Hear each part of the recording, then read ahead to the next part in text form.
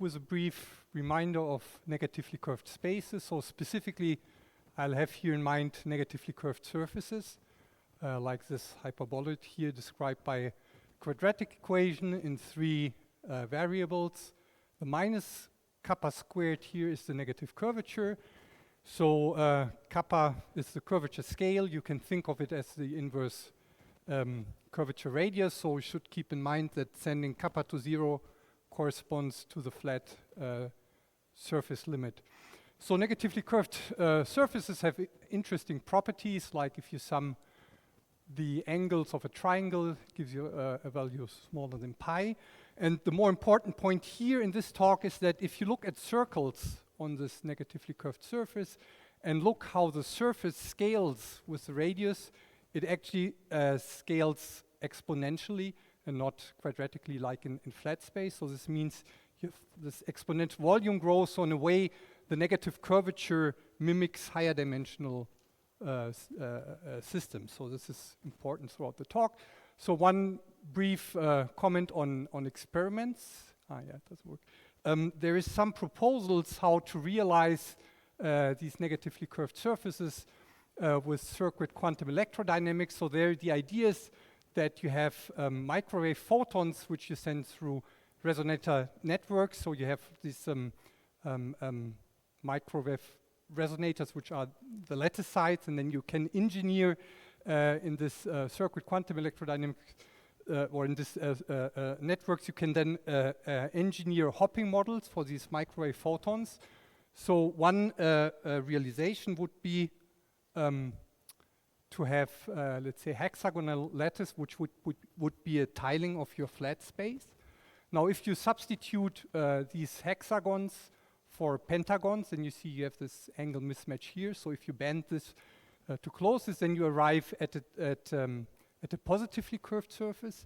And if you substitute, for example, the hexagons by heptagons, well, then there's an angle say mismatch, and if you bend it again, then you arrive at a negatively curved surface. So that would be one idea where this can be realized. It actually has been experimentally realized in rather small systems, but I would say that think about this talk is more theoretical for the moment. So why is it interesting to look at these negatively curved spaces? Well, I think it's interesting because the geometry in this case reshapes the critical behavior. And to give an example of what has been studied, for example, is a classical Ising model on a hyperbolic surface. And this was studied by Monte Carlo simulations and series expansions. And what was found is that one has criticality, so one has a magnetic transition, and one has criticality that is very much like, or which is like mean field behavior, mean field criticality. And this is, in a way, what intuitively one can understand, because this was done also for strongly curved spaces or surfaces. So in a way, you mimic your high-dimensional behavior, meaning that you suppress long-range fluctuations, and therefore can think, well, it's mean field like criticality. But that's not everything, so there can happen more, I would say, interesting things where the curvature really induces new phenomena. So that was one example which was studied, 5-4 model in 3-dimensional negatively curved space, where the curvature induces itself frustration and non-trivial magnetization textures that result in critical behavior or critical point that is different from both Euclidean flat space and the mean field universality class. So what I want to discuss here in this talk is the interplay between curvature, which, like theoretically at least, you can think as a knob to tune like critical behavior, and disordered. So how is the interplay between disordered quantum systems and negative curvature? And more specifically, I'll have in mind Anders' localization, as was in the title. So it's a single particle moving in a disordered environment, in this case disordered hyperbolic plane. Particle is fully phase coherent, and the question then is, what is the interplay between curvature and interference effect? So we know very well that in flat space, the single particle in the disordered environment can localize or will localize in low dimension. I should also mention that throughout the talk, I will always consider the presence of time reversal symmetry and absence of spin-orbit interaction, so we are in the so-called orthogonal class. So in the flat space, we then know that in this scenario, orthogonal class, in dimensions smaller than 3, all states, single particle states, are Anderson localized, so whatever weak disorder you have, if you only make your system large enough, at some point the single particle will localize in dimensions smaller than 3. In dimensions equals to 3, the situation is more interesting, so you have a critical point, you have a critical disorder strength.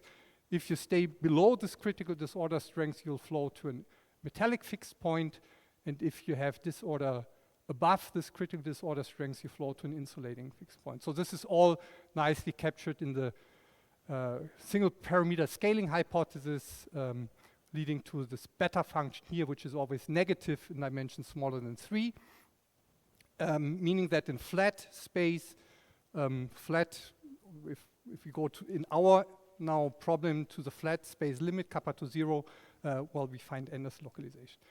Now, intuitively or physically,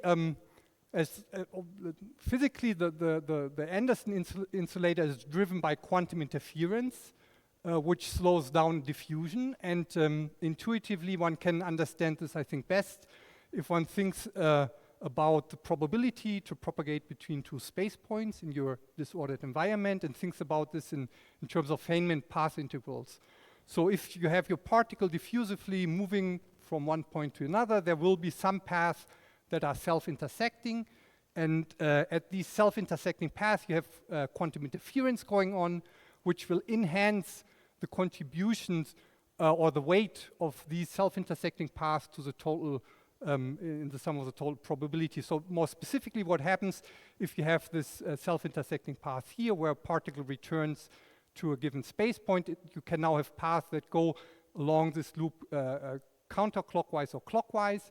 In a time reversal invariant system, the phases accumulated doesn't depend on the orientation. So you have here constructive interference going on, which will enhance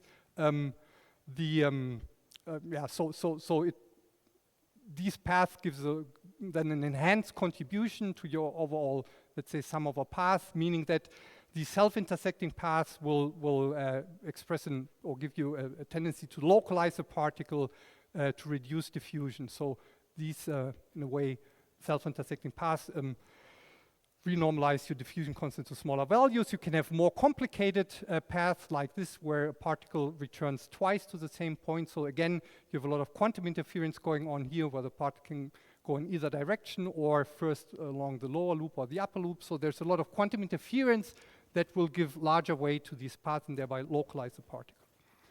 So now returning to the negatively curved space, there have been three actually recent works from last year and this year, which study Anderson localization on this hyperbolic surface.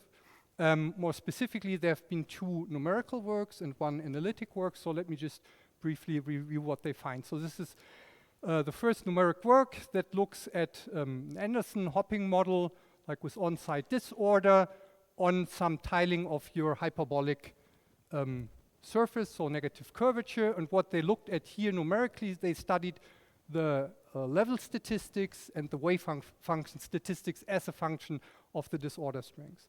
And what they find is that at weak disorder, the level statistics, so this is a ratio of consecutive levels, the ratio of this is given by this larger value here, which corresponds to what you get for random matrices. So this corresponds to an ergodic system with extended states. So this means that at weak disorder, one has a metallic regime, and then one has to crank up the disorder quite to large values to make the transition of this larger value of the level statistics to a smaller value, which corresponds to Poissonian statistics, so to a localized state. Mm-hmm. This is for quite strong negative curvature. So yeah, that's quite strong. That's why you need the strong disorder. Yeah, I come to that. Yes.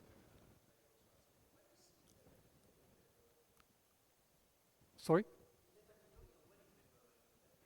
No, the curvature is implemented, so this is a hopping model, and you hop on this tiling of a, so it's in the geometry, right?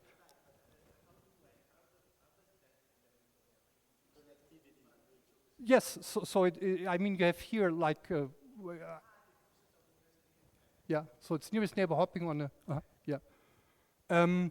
So yeah, I'll come back to this point. This was quite strong curvature. And then, so what this indicates is, well, that if you have weak disorder, then it seems the system is delocalized, and you need quite strong disorder actually here to localize the particle.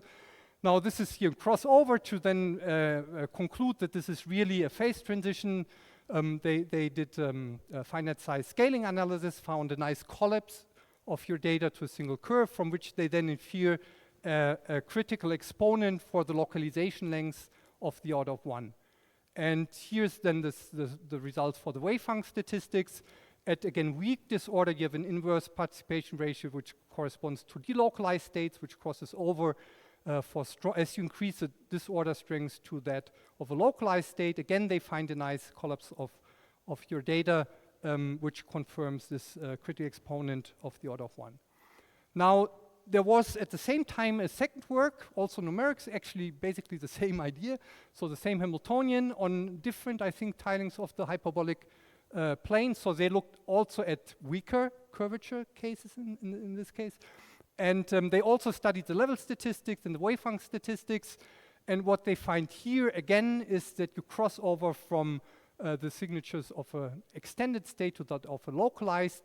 However, you see already the scale, for example, here that you need for localizing the system is smaller. So this is the case of weaker curvature, where you need weaker disorder to make the transition. So again, they do then a finite size scaling analysis to show the collapse of the data, so that this in the thermodynamic is phase in transition, but they find a different critical exponent, at least for weak disorder, which is 0.4 here. As they go to tilings of the hyperbolic plane with stronger curvature, they see that this value increases to 0.9. Now, in this case, it's a little bit confusing that the wave-function statistics actually for both of the lattices studied here give you a different critical exponent of order 1. But the difference also between this and the previous work was how the boundary conditions were implemented. So in the first work, they just randomly connected boundary states. Here they did periodic boundary conditions. But I think, I mean, it's clear that these works clearly show that negative curvature allows you to have in 2-dimension metallic phase, which then you need a critical disorder strength to make a transition into a localized state. The critical disorder increases with the curvature, which is in a way very intuitive. However, it's not so clear what is the status of the critical exponents, I would say. So then the third work was actually an analytic work from this year, where they didn't look at strong Anderson localization, but just at the precursor of strong Anderson localization. So they studied the weak localization correction for a particle propagating on a hyperbolic plane. And this is analytic work now, where they, like the information of the hyperbolic plane enters through the Laplace operator, which is the Laplace operator of your negatively curved space. And the important point observation here is, well, this Laplace operator on your negatively curved surface has a gap, which is set by the curvature scale. So this means now that the weak localization correction to your conductivity, which is related to the return probability, which in flat space diverges for long times, is now regularized by this cutoff, infrared cutoff, due to the curvature, meaning that the weak localization correction is finite, from which they conclude that, well, again, you need some minimal amount of disorder to localize the particle in the presence of negative curvature. Okay, so this is then brings me to what I want to talk about here. So the plan is to discuss, in the same spirit of the last work, analytically the propagation of a single particle on the negatively curved space, where the important information is stored in this Laplace operator of your negative curved surface, and then we have random disorder, just the usual white noise disorder potential with vanishing mean and the variance that is homogeneous in hyperbolic coordinates. And the idea is to apply field theory and an RG to try and learn something about the critical behavior. And the one thing that I hope becomes clear throughout this talk, and the main message, is that the important thing here is to somehow separate what is geometry induced and what is quantum interference induced. So we have to be careful to distinguish the critical behavior or the influence of curvature and that from interference, how they suppress the flow. And this is work which is still unpublished, so we are trying to finish this. This is done together with Alex Altan from Cologne, but it's it's still not finished, and I thought it's a good idea to try these ideas out here with you. So the field theory that we look at is the nonlinear sigma model introduced by Wegener and Yefetov in the 80s to describe Anderson localization. The coupling constant relevant parameters, the dimensions conducting sigma. And the main player in this game, like the field degree of freedom, is a matrix field, Q. And this matrix lives in some group, or more specifically in a coset space. One can think of it as some big matrix. And the action itself is then the trace, the matrix trace, and you have the Q coupling to the gradient, to the Laplace operator acting on Q.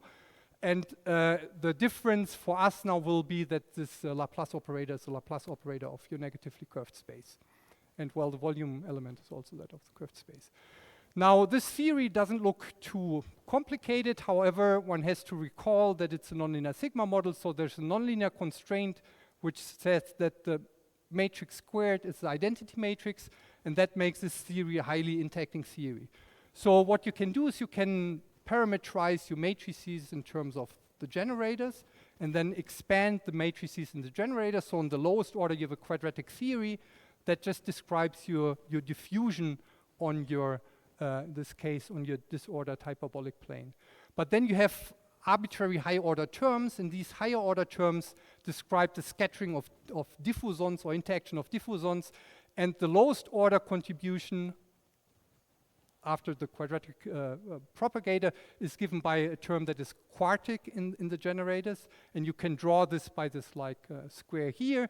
And if you now integrate out two of these generators, this gives you some renormalization for your quadratic theory. So more specifically, like you can indicate this contraction of two of the generators by this green box here. So then you have a renormalization to your quadratic theory, and this describes then a renormalization of your diffusion constant. So you can translate this diagram here, immediately going to real space into the self-intersecting loop, where we know it's the quantum interference that renormalizes the diffusion constant. So you can go to the next higher order, which would be sixth order in the generators, integrate out four of them to have, again, a renormalization of the diffusion constant, and this hexagon then can draw these two propagators that you integrate from integrating out four of the fields. And this corresponds then to the twice self-intersecting loop. So in a way, the sigma model is very, very, I think, neat, because it encodes in a very efficient way all these quantum interference corrections that give rise to Anderson localization in the end. So again, I want to point out that the important point here is that in our sigma model, the Laplace operator is this of the negatively curved space. So the spectrum of this Laplace operator is continuous. It's a non-compact space. And it's parameterized by a continuous variable lambda, which you can think of as some generalized momentum. So it's quadratic in the momentum, like in flat space, but has the gap set by curvature. So that's an important point. Another important point is that the density of modes is linear, like in flat space, for large values of lambda, but at small values of lambda, it's smaller. It scales as lambda squared. It's something else one should keep in mind. And then just one quick technical comment is that the RG that we use, so we could use the usual Wilson momentum shell RG, but it's actually quite nice to apply here functional renormalization group, which makes everything quite easy. And the idea is, so in the functional renormalization group, the main idea is that you modify your quadratic propagator. So you introduce some regulator, this RK of P, which depends on a running scale K. And this regulator that you introduce to your quadratic theory suppresses all the fluctuations below your, like all fluctuations with momenta below your running scale K. So if you start with the K in the UV limit, you basically suppress all quantum fluctuations. You have your classical theory, and then the idea is reducing your running parameter K, your momentum scale K, to the infrared. You include more and more fluctuations, quantum fluctuations, and you want to see where you're driven to. So then what we do is we do a simple one loop RG. I can comment on higher loops later on. So where we know, I mean, this is just a quantum interference correction. The one loop is the single interference loop. So now applying the functional RG group idea, this propagator here, so this is our diffuson in the negatively curved space, and this is now in the functional RG spirit regularized by our regulator that cuts off all infrared divergences that we normally have. And that's then quite nice, because if we look at the flow equations, we have then to take the derivative with respect to the flow variable. So what we get is this simple flow equation with this diagram where these GK here are the diffuson operators that are regularized, and this here is the flow derivative of the regulator itself. So we can translate this into some equation. Again, important point here is that these are regularized. So that's just the technical observation, that from this we get then the following RG equation. So here is the flow of your dimensionless conductance with this running scale K, which you reduce from the ultraviolet to the infrared to include more and more quantum fluctuations. So that the beta function, this is given by some ratio of parameters, the curvature scale, the running scale K squared, and the dimensional conductance. And then we have this integral E kappa of K, which, like technically this comes from, I think that's a cute part about the FRG in this case. So this derivative of your regulator immediately gives you this theta function, which is completely physical, because this cuts off, or this stops your flow whenever your running scale K is below the curvature scale, because you have a gapped system, so there's no modes below the curvature scale, and this nicely pops up here. So this is what I meant is by, well, we have a geometric reason why the flow stops, and this is just simply induced by the negative curvature. So there's nothing to do with quantum interference. That's just simply there because our Laplace operator has a gap, because we are on the negatively curved space. And then if we are above this curvature scale, then this integral is just, you can think about it as a mode counting integral. So we just integrate the density of states, of modes, from 0 up to a scale, which depends on the ratio of the curvature scale, of the running momentum in units of the curvature scale. And maybe one can recall that there's a square root here, but in the end, you're just mode counting here. So to get some intuition about that everything is fine, we can look at the flat space limit. In this case, the beta function reduces to the well-known beta function of the orthogonal class in one loop calculation. We can integrate this beta function and obtain the conductance at the running scale K. And this is given by our classical Drude conductivity and the negative weak localization correction, which increases logarithmically as we reduce our running scale K from the UV. And from this, we immediately see, well, that there is a scale K star where the conductance becomes 0. And we can identify this scale K star with the inverse localization length. So 1 over K star is an exponential length scale, which scales with exponentially with the dimensional conductance. And this is a well-known localization length in the orthogonal class in 2D systems. So this is now the second way how to stop the flow. Well, this is now the physical reason where the conductance just becomes 0, so where our physical stop physical flow stops in a way because we localize the system. So this now brings me to to what I mentioned before. So we, in a way, have to be careful to distinguish critical behavior from the curvature. We have to distinguish between reasons to stop the flow due to quantum interference and curvature effect. So looking first at weak curvature strong disorder, well, in the previous slide I discussed the very weak curvature, the zero curvature limit, so where the curvature scale is zero or stays below your scale chi star. So this depends on the disorder strength, but if curvature is very small, then as you now reduce your running scale K from the UV to the infrared, you will hit the scale K star where you just physically stop your flow and you have Anderson localization induced by quantum interference signaled by the vanishing of your conductance at the scale K star. But on the other hand, you can also now increase the curvature or reduce the disorder such that at some point the curvature scale just passes your scale K star, in this case reducing your running scale from the UV to the infrared. You will first hit the curvature scale where by geometric reason your flow stops, and you then stop your flow at the negative curvature scale at the conductance which is the conductance at the curvature scale, which is larger than 0, and this is then the finite conductance of your thermodynamic system. So with this in mind, we can then draw here, summarize this in this diagram here, where we have on the horizontal axis the disorder strength, on the vertical our running scale K. So if we are with looking at disorder weaker than some critical disorder, the flow will be always stopped due to geometric reasons with a finite conductance in the thermodynamic limit, that's the metallic phase. But at some point when disorder becomes stronger and stronger at a fixed curvature, then we will just enter the scale K star, where the conductance is 0 and we are in the insulating phase. So from this then we can just identify the critical point by saying, well, the critical point separating the metal from the insulator is where these two scales coincide, so where K star at a given disorder is equal to kappa, so we can define the critical disorder strength at that, where K star, where the flow, where conductance vanishes, is equals to kappa. And from this then we can define the localization length as 1 over K star.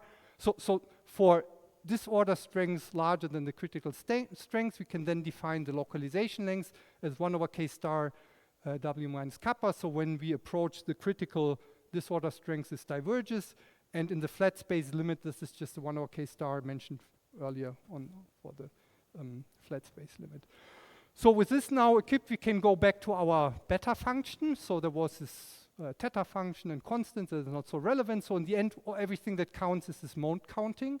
So let's now look at the beta function at the scale K close to where we expect the phase transition. So in this case, as said, the density of states is lambda squared, so it's suppressed to in comparison to flat space, and then integrating this gives us because I don't know if you recall, but I said there's a square root. So this gives us that the beta function scales as K minus kappa to the 3/2. That's just mode counting. Then we can integrate this beta function to get the conductance, let's say at 2 scales close to the critical point, from which we see that this difference of conductances scales as 5/2. Just integrating this, and we can expand then the conductances in terms of the disorder and find the relation between the distance of the disorder from the critical value scaling as K star minus kappa to the 5/2, which gives rise to a critical exponent of 2/5, which actually nicely fits the 0.4 found in one of the numerics at weak curvature. So we can elaborate on this and then also find the connection between the relation between the critical disorder strength and curvature. And one sees here that actually once curvature becomes strong, the critical disorder strength that you need increase quite drastically. And okay, don't go too much into detail there. I don't know how it's the time, but one thing I still want to mention, so that's now maybe a little bit more, still have to see that that all this is really right. But the idea is now let's go to the extreme limit. So everything I talked about so far was all very smooth geometry, let's say weak to moderate curvature. But you can think what actually happens if I increase now the curvature scale up and up, and also the disorder to localize my particle then has to be increased. So at some point I will hit the UV scale where just, I'm talking about diffusion. At some point, I hit the mean free path or whatever. Diffusion doesn't make any sense anymore. So you can argue that going to the extreme UV limit, there's reasons why our mode counting, or let's say the density of states, is just, you don't have any diffusion modes anymore if you go to the extreme UV. So your modes, your diffusion modes are somehow cut off in some non-universal way. That depends on the microscopic form, but it's cut off in a way drastically. Then you can argue that the beta function in this case just depends like how you cut off the diffusion modes at the UV scale, but this mode counting integral then depends like in some non-universal way how you cut it off, but it doesn't scale anymore with the scale, your momentum scale. So in this case, going through the same arguments as before, you will see that integrating this beta function now gives you a difference of the conductances, which is linear in k star minus k. So this then tells you that the relation between the distance from the critical disorder scales linear in k star minus kappa, meaning that the critical exponent is 1. So from this little bit more hand-waving argument, you would conclude that there's actually that the emerging picture is that there's two universality classes for the Anderson transition on hyperbolic planes. So the first is the one where you have the smooth geometry, curvature is well below your UV scale of diffusion. Everything is governed by the smooth hyperbolic geometry, and the critical exponent is 0.4. Then if you go to the extreme limit of a very strongly curved space, at some point you hit a limit where your curvature approaches the UV scale for diffusion, and then everything you should think of more is governed by discrete non-smooth lattice or tree-like structure. So curvature is very strong. It's like the problem of Anders localization on a beta lattice. You have strong curvature. There's no loops that contribute. And this actually, Anders localization on the beta lattice is like the mean field theory for Anderson localization. So you can think of reaching in the extreme case where the curvature becomes stronger and stronger, you cross over in some non-universal form into a second universality class, which is that of the beta lattice or the mean field theory for Anders localization, which indeed has the critical exponent 1. So this brings me to the end. So what we still want to understand the second part a little bit better, looking at lattice Laplacians.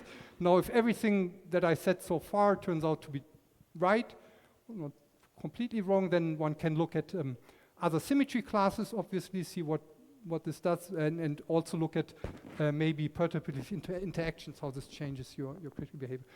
Now, I think the really interesting question that I would like to understand is actually what is the critical behavior? So what is the critical theory for an Anderson transition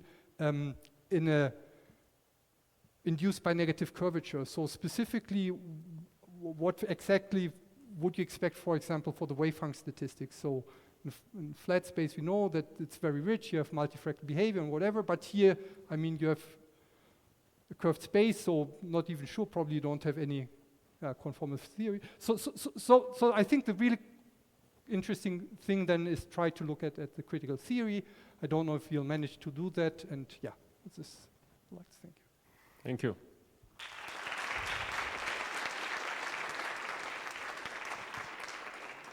I fought you for the